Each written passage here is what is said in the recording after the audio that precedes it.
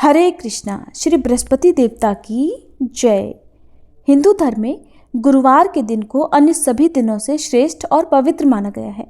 ये धर्म का दिन होता है। कुंडली में भी बृहस्पति ग्रह को सबसे महत्वपूर्ण मानते हैं, क्योंकि ये ग्रह शिक्षा, भाग्य और धन के स्थान का स्वामी है। गुरुवार के देवता श्री ब्रह्मा, बृहस्पति जी और श्री हरि विष्णु हैं।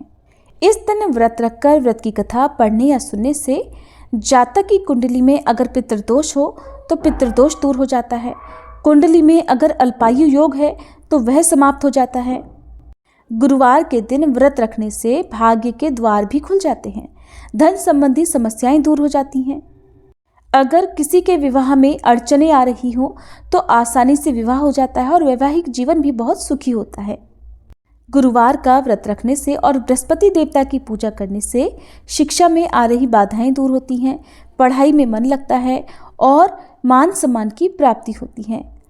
गुरुवार के दिन व्रत रखकर जो भी भक्त सच्चे मन से व्रत की कथा पढ़ता है अथवा सुनता है और दूसरों को सुनाता है, बृहस्पति देव उनकी सभी मनोकामनाएं पूर्ण करते हैं। तो प्रिय श्रोताओं, आज की इस वीडियो में आप सुनेंगे बृहस्पति देवता की संपूर्ण कथा और आरती भी। आप सभी से अनुरोध है, कथा को पूरा जरूर सुनिएगा। वीडियो पसंद आए तो लाइक करना मत भूलिएगा। भारतवर्ष में एक प्रतापी और दानी राजा राज्य करता था। वह नित्य गरीबों और ब्राह्मणों की सहायता करता था। ये बात उसकी रानी को अच्छी नहीं लगती थी। वो न ही गरीबों को दान देती और न ही भगवान का पूजन करती थी, और राजा को भी दान देने से मना किया करती थी। एक दिन राजा शिकार खेलने वन को गए हुए थे तो रानी महल में अकेली थी। उसी समय बृहस्पति देव साधु वेश में राजा के महल में भिक्षा के लिए गए और भिक्षा मांगी। रानी ने भिक्षा देने से इनकार कर दिया और कहा, हे साधु महाराज, मैं तो इस दान पुण्य से तंग आ गई हूँ। मेरा पति सारा धन लुटाते रहते हैं। मेरी इच्छा है कि हमारा धन नष्ट हो जाए, फिर ना रहेगा बांस, न बजेगी बांसुरी। साधु ने कहा, देवी तुम तो बड़ी विचित्र हो। धन संतान तो सभी चाहते हैं, पुत्र और लक्ष्मी तो पापी के घर भी होने चाहिए। यदि तुम्हारे पास अधिक धन है तो भूखों को भोजन दो, प्यासों के लिए प्याऊ बनवाओ, मुसाफिरों के लिए धर्मशालाएं खुलवाओ। जो निर्धन अपनी कुंवारी कन्याओं का विवाह नहीं कर सकते, उनका विवाह करा दो। ऐसे और कई काम हैं जिनके करने से तुम्हारा यश लोक परलोक में फैलेगा। परंतु रानी पर उपदेश का कोई प्रभाव न पड़ा। कहने लगी, महाराज आप मुझे कुछ मत समझाइए। मैं ऐसा धन नहीं चाहती जो हर जगह बांटती फिरूं। साधु ने उत्तर दिया कि यदि तुम्हारी ऐसी इच्छा है तो तथास्तु।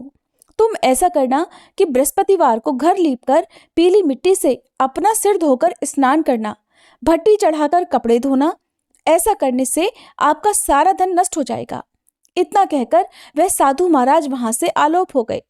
साधु के कहे अनुसार बातों को पूरा करते करते रानी को केवल 3 बृहस्पतिवार ही बीते थे कि उसकी समस्त धन संपत्ति नष्ट हो गई। अब भोजन के लिए राजा का परिवार तरसने लगा। तब एक दिन राजा ने रानी से कहा, हे रानी, तुम यहीं रहो, मैं दूसरे देश को जाता हूँ, क्योंकि यहाँ पर सभी लोग मुझे जानते हैं, इसलिए मैं कोई छोटा काम नहीं कर सकता। ऐसा कहकर राजा परदेश चला गया।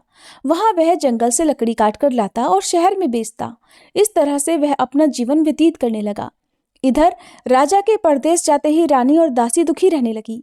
एक बार जब रानी और दासी को 7 दिन तक बिना भोजन के रहना पड़ा तो रानी ने अपनी दासी से कहा, हे दासी, पास ही के नगर में मेरी बहन रहती है, वह बड़ी धनवान है।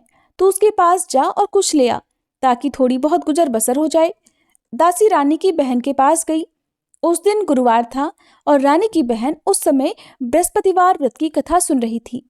दासी ने रानी की बहन को अपनी रानी का संदेश दिया, लेकिन रानी की बहन ने कोई उत्तर नहीं दिया। जब दासी को रानी की बहन से कोई उत्तर नहीं मिला तब वह बहुत दुखी हुई। उसे क्रोध भी आया। दासी ने वापस आकर रानी को सारी बात बता दी। सुनकर रानी ने अपने भाग्य को कोसा। उधर रानी की बड़ी बहन ने सोचा कि मेरी बहन की दासी आई थी, परंतु मैं उससे नहीं बोली, इससे वह बहुत दुखी हुई होगी। कथा सुनकर और पूजन समाप्त करके वह अपनी बहन के घर आई और कहने लगी, हे बहन, मैं बृहस्पतिवार का व्रत कर रही थी। तुम्हारी दासी मेरे घर आई थी, परंतु जब तक कथा होती है तब तक न तो उठते हैं और न ही बोलते हैं, इसलिए मैं नहीं बोली। कहो दासी क्यों गई थी? रानी बोली, बहन तुमसे क्या छुपाऊं, हमारे घर में खाने तक को अनाज नहीं था। ऐसा कहते कहते रानी की आंखें भर आई। उसने दासी समेत पिछले 7 दिनों से भूखे रहने की बात अपनी बहन को विस्तार पूर्वक सुना दी। रानी की बहन बोली, देखो बहन, भगवान बृहस्पति देव सबकी मनोकामना पूर्ण करते हैं। देखो, शायद तुम्हारे घर में अनाज रखा हो। पहले तो रानी को विश्वास नहीं हुआ, पर बहन के आग्रह करने पर उसने अपनी दासी को घर के अंदर भेजा तो उसे सचमुच अनाज से भरा हुआ एक घड़ा मिल गया। ये देखकर दासी को बड़ी हैरानी हुई। दासी रानी से कहने लगी, हे रानी, जब हमको भोजन नहीं मिलता तो हम व्रत ही तो करते हैं, इसलिए क्यों ना इनसे व्रत की कथा और विधि पूछ ली जाए ताकि हम भी व्रत कर सके। तब रानी ने अपनी बहन से बृहस्पतिवार व्रत के बारे में पूछा। उसकी बहन ने बताया, बृहस्पतिवार के व्रत में चने की दाल और मुनक्का से विष्णु भगवान का केले की जड़ में पूजन करें, दीपक जलाएं, व्रत कथा सुने और पीला भोजन ही करें। इससे बृहस्पति देव प्रसन्न होते हैं। व्रत और पूजन विधि बताकर रानी की बहन अपने घर को लौट गई। 7 दिन के बाद जब गुरुवार आया तो रानी और दासी ने व्रत रखा। घुड़साल में जाकर चना और गुड़ लेकर आई, फिर उससे केले की जड़ तथा विष्णु भगवान का पूजन किया। अब पीला भोजन कहाँ से आए, इस बात को लेकर दोनों बहुत दुखी थे। क्योंकि उन्होंने व्रत रखा था, इसलिए बृहस्पति देव उनसे प्रसन्न थे। इसलिए वे एक साधारण व्यक्ति का रूप धारण कर 2 थालों में सुंदर पीला भोजन दासी को दे गए। भोजन पाकर दासी प्रसन्न हुई और फिर रानी के साथ मिलकर भोजन ग्रहण किया। उसके बाद वे सभी गुरुवार को व्रत और पूजन करने लगी। बृहस्पति भगवान की कृपा से उनके पास फिर से धन संपत्ति आ गई, परंतु रानी फिर से पहले की तरह आलस्य करने लगी। तब दासी बोली, देखो रानी, तुम पहले भी इसी प्रकार आलस्य करती थी। तुम्हें धन रखने में कष्ट होता था, इस कारण सभी धन नष्ट हो गया, और अब जब भगवान बृहस्पति की कृपा से धन मिला है तो तुम्हें फिर से आलस्य होता है। रानी को समझाते हुए दासी कहती है कि बड़ी मुसीबतों के बाद हमने ये धन पाया है, इसलिए हमें दान पुण्य करना चाहिए, भूखे मनुष्यों को भोजन कराना चाहिए और धन को शुभ कार्यों में खर्च करना चाहिए, जिससे तुम्हारे कुल का यश बढ़ेगा, स्वर्ग की प्राप्ति होगी और पितर प्रसन्न होंगे। दासी की बात मानकर रानी अपना धन शुभ कार्यों में खर्च करने लगी, जिससे पूरे नगर में उसका यश फैलने लगा। उधर वह राजा एक दिन दुखी होकर जंगल में एक पेड़ के नीचे आसन जमाकर बैठ गया। वह अपनी दशा को याद करके व्याकुल होने लगा। बृहस्पतिवार का दिन था। एकाएक उसने देखा कि निर्जन वन में एक साधु प्रकट हुए। वह साधु वेश में स्वयं बृहस्पति देवता थे। लकड़हारे के सामने आकर बोले, हे लकड़हारे, इस सुनसान जंगल में तू चिंतामग्न क्यों बैठा है? लकड़हारे ने दोनों हाथ जोड़कर प्रणाम किया और उत्तर दिया, महात्मा जी, आप सब कुछ जानते हैं, मैं क्या कहूँ?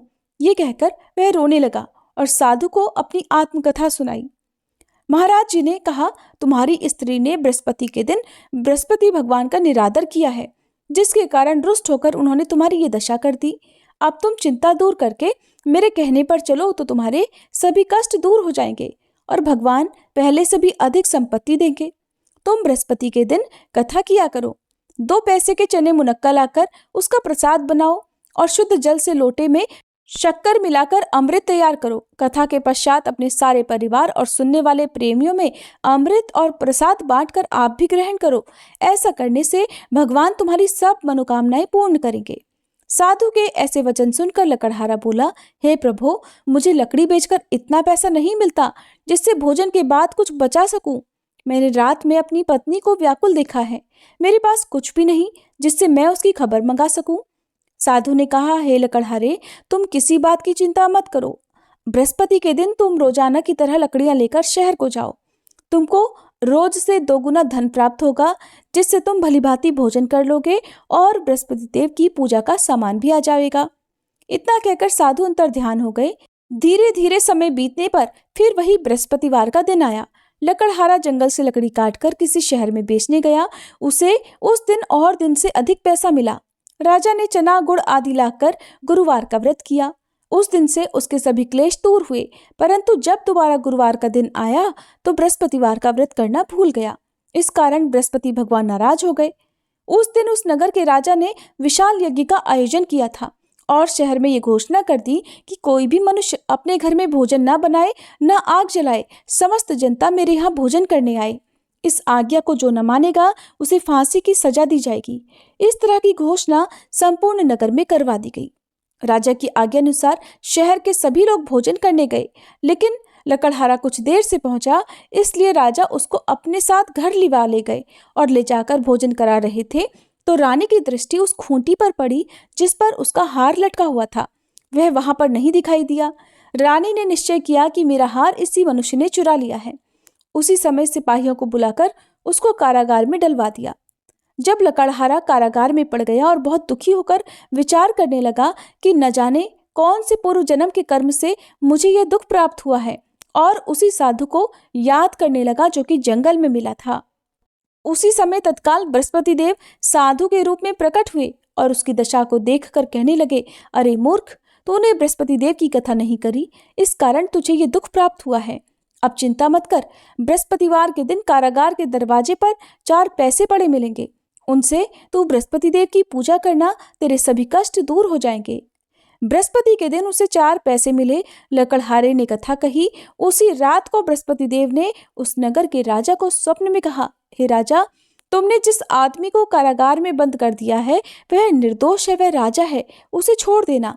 रानी का हार उसी खूंटी पर लटका है, अगर तू ऐसा नहीं करेगा तो मैं तेरे राज्य को नष्ट कर दूंगा। इस तरह रात के स्वप्न को देखकर राजा प्रातःकाल उठा और खूंटी पर हार देखकर लकड़हारे को बुलाकर क्षमा मांगी और लकड़हारे को योग्य सुंदर वस्त्र आभूषण देकर विदा कर दिया। बृहस्पति देव की आज्ञा अनुसार लकड़हारा अब अपने नगर को चल दिया। राजा जब अपने नगर के निकट पहुंचा तो उसे बड़ा आश्चर्य हुआ। नगर में पहले से अधिक बाग, तालाब, कुएं तथा बहुत सी धर्मशाला, मंदिर आदि बन गई हैं। राजा ने पूछा, ये किसका बाग और धर्मशाला है? तब नगर के सब लोग कहने लगे, ये सब रानी और बांदी के हैं। तो राजा को आश्चर्य हुआ और गुस्सा भी आया। जब रानी ने ये खबर सुनी कि राजा आ रहे हैं तो उन्होंने बांदी से कहा, हे दासी, देख, राजा हमको कितनी बुरी हालत में छोड़ गए थे। हमारी ऐसी हालत देखकर वो लौट ना जाए, इसलिए तू दरवाजे पर खड़ी हो जा। आज्ञा अनुसार दासी दरवाजे पर खड़ी हो गई। राजा आए तो उन्हें अपने साथ लिवा लाई। तब राजा ने क्रोध करके अपनी रानी से पूछा कि ये धन तुम्हें कैसे प्राप्त हुआ है? तब उन्होंने कहा, हमें ये सब धन बृहस्पति देव के इस व्रत के प्रभाव से प्राप्त हुआ है।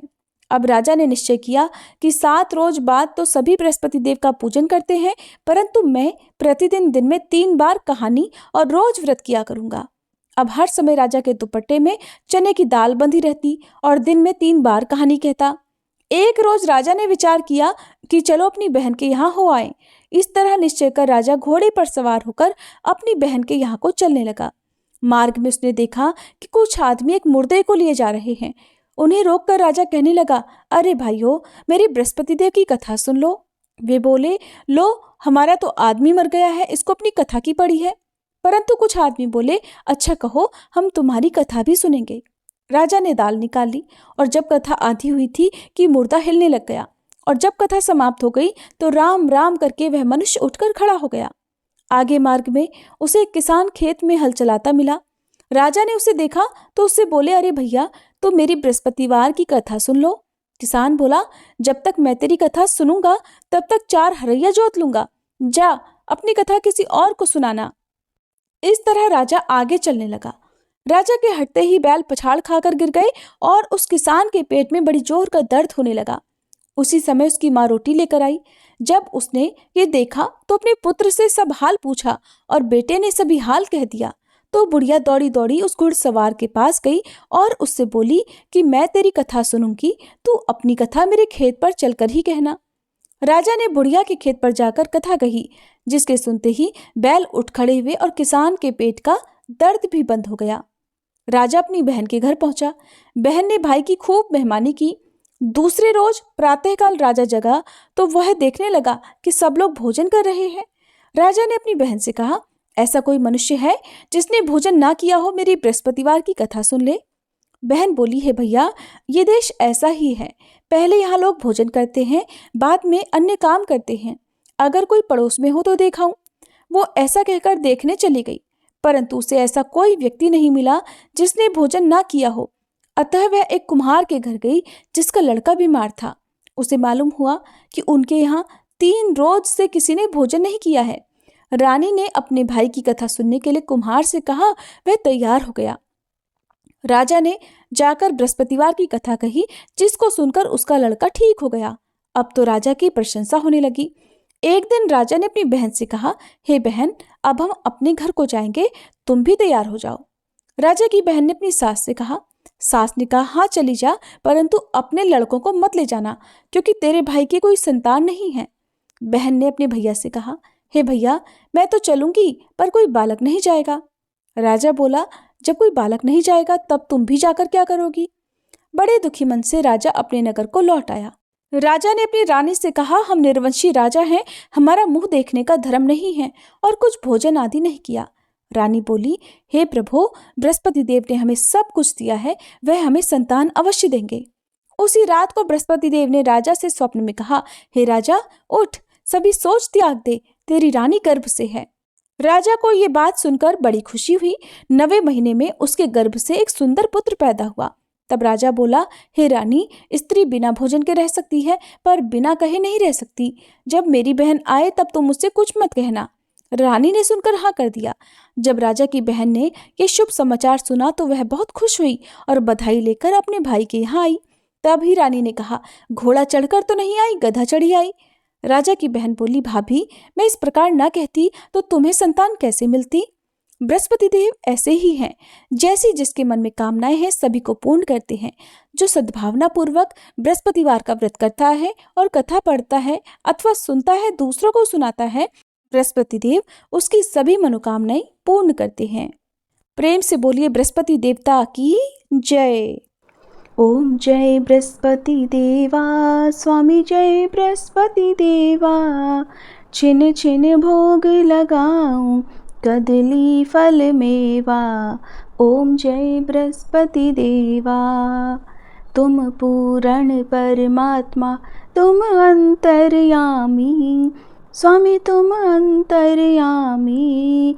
जगत पिता जगदीश्वर, तुम सबके स्वामी। ओम जय बृहस्पति देवा। चरणामृत निज निर्मल, सब पातक हरता, स्वामी सब पातक हरता। सकल मनोरथ दायक, कृपा करो भरता। ओम जय बृहस्पति देवा। तन मन धन अर्पण कर, जो जन शरण पड़े, स्वामी जो जन शरण पड़े। प्रभु प्रकट तब होकर, आकर द्वार खड़े। ओम जय बृहस्पति देवा। दीन दयाल दयानिधि, भक्तन हितकारी, स्वामी भक्तन हितकारी।